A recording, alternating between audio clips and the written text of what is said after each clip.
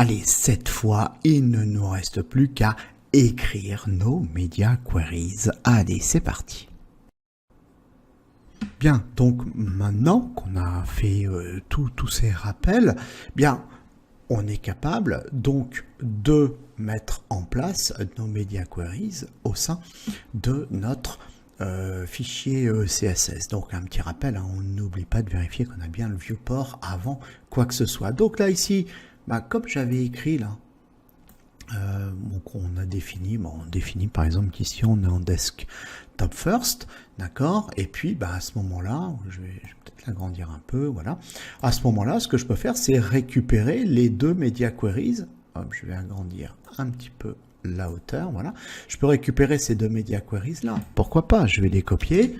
Voilà, j'enlèverai, je vais enlever les propriétés que j'ai mis dedans, hein, qui sont pas bonnes, évidemment. Donc, le width 75 pixels, je le supprime. Le width 350 pixels, je le supprime. Bon, CTRL S. Bien. Alors, du coup, voilà. Je fais comme ça. Très bien. Du coup, ici, j'ai prévu de mettre en place, alors je vais juste revenir en arrière, voilà.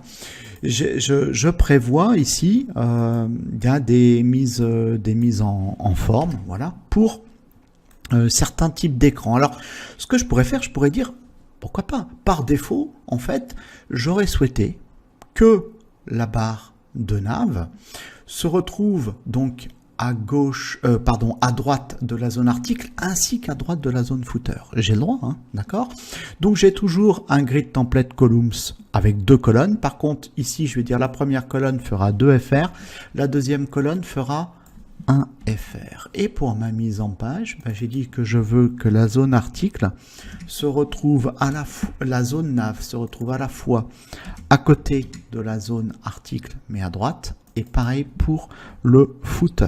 Voilà, donc là ici j'ai la nav qui va être à côté de la zone article et à côté du footer. Ça c'est par défaut. Bien.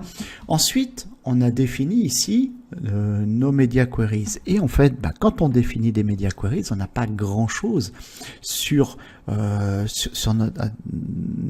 les propriétés CSS qu'on a mises en place. On n'a pas grand-chose à modifier. Ce qu'on a besoin de modifier ici, c'est le conteneur. C'est tout. Donc là, je vais récupérer le conteneur et puis je vais définir des règles, des nouvelles règles CSS pour le conteneur. Alors pourquoi pas ici, on va dire, alors hop, qu'est-ce qu'on avait dit?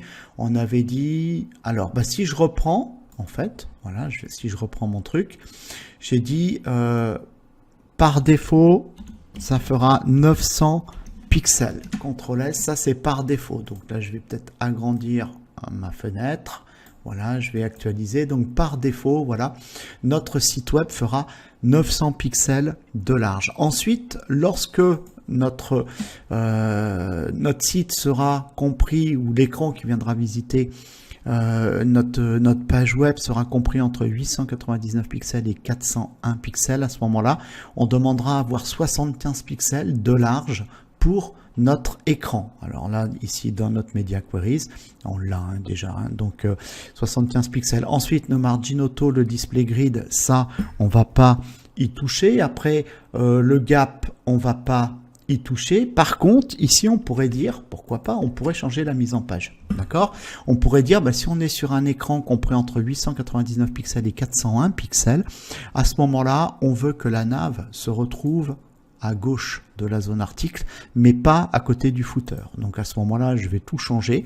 Au niveau des colonnes, je vais les modifier. Je vais dire la première colonne fera un FR, la seconde colonne fera 2 FR. Donc en premier, j'ai le header, ça change rien. Par contre ici, j'aurai la nav qui sera à gauche de l'article et en bas, j'aurai le footer. Voilà, donc là ici le footer va occuper tout le bas. Je fais CTRL S, je vais vérifier mon truc, j'actualise. Donc quand je vais me retrouver sur un écran inférieur à 899 pixels, pouf, voilà, j'ai changé ma mise en page. C'est simple, hein, c'est super simple, hein. Et puis ensuite, si je prends le dernier Alors, le dernier, voilà, il est là. On a dit, pour les écrans inférieurs à 400 pixels, on veut avoir une largeur de 350 px pour, pareil, pour celui qui a qui est le conteneur. Donc, c'est la boîte diff qui a l'identifiant site. Donc là, ici, j'ai dit, en fait, sa largeur, c'est 350 pixels. Voilà. Ensuite, grid template, columns. Là, ce que je vais faire, c'est que je vais dire, il y aura une seule colonne. Je vais avoir le header en haut. En dessous, j'aurai la nav. Puis, en dessous, j'aurai la zone article. Voilà, CTRL V. Et en dessous, j'aurai le footer. Je fais CTRL S.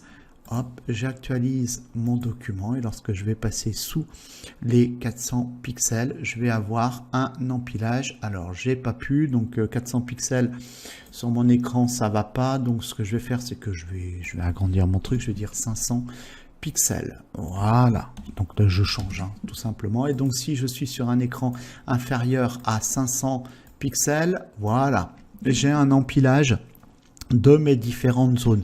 Vous voyez, c'est pas bien compliqué, En fait, c'est toujours la même chose, c'est que je vais modifier uniquement le conteneur. Je vais modifier uniquement certaines propriétés du conteneur de façon à ce que mon site internet s'adapte aux différents écrans, différents media queries que moi j'ai décidé. Donc là, voilà, ici, je suis inférieur à 500 px. Ensuite, je suis compris entre 501 et 899. Voilà la mise en page que j'ai. Puis après, une fois que j'ai dépassé les 900 px, voilà la mise en page que j'ai. Et puis ça, je peux en faire autant que je veux. Mais encore une fois, ça, je le déconseille.